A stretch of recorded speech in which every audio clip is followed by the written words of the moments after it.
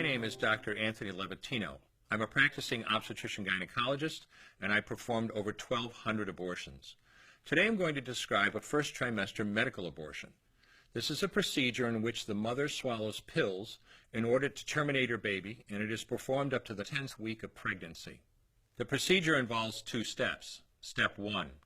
At the abortion clinic or doctor's office, the woman takes pills which contain mifepristone, also called RU46.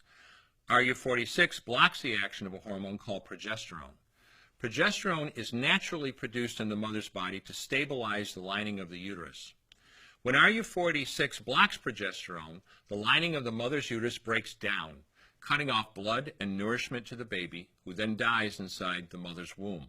It is important to note that even after it has been taken, it is possible to reverse the effects of RU46 and save the baby if progesterone is administered. The sooner, the better. Step 2. 24 to 48 hours after taking RU46, the woman takes misoprostol, also called Cytotec, that is administered either orally or vaginally. RU46 and misoprostol together cause severe cramping, contractions, and often heavy bleeding to force the dead baby out of the woman's uterus. The process can be very intense and painful, and the bleeding and contractions can last from a few hours to several days. While she could lose her baby anytime and anywhere during this process, the woman will often sit on a toilet as she prepares to expel the child, which she will then flush. She may even see her dead baby within the pregnancy sac. At 9 weeks, for example, the baby will be almost an inch long, and if she looks carefully, she might be able to count the fingers and toes.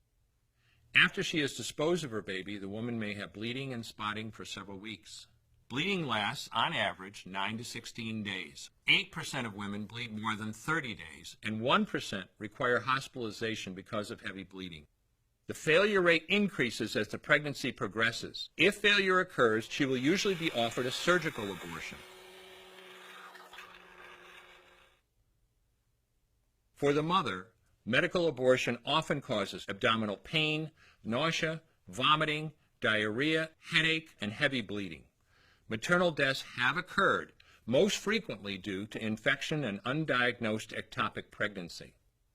As I mentioned at the beginning, I'm Dr. Anthony Levatino, and in the early part of my career as an OBGYN, I performed over 1,200 abortions. One day, after completing one of those abortions, I looked at the remains of a preborn child whose life I had ended, and all I could see was someone's son or daughter. I came to realize that killing a baby at any stage of pregnancy for any reason is wrong. I want you to know today, no matter where you're at or what you've done, you can change. Make a decision today to protect the preborn. Thank you for your time. I will no longer do any more abortions. When you finally figure out that killing a baby that big for money is wrong, that it doesn't take you too long to figure out it doesn't matter if the baby is this big or this big or this big or maybe even this big, it's all the same. And I haven't done any since then, and I never will.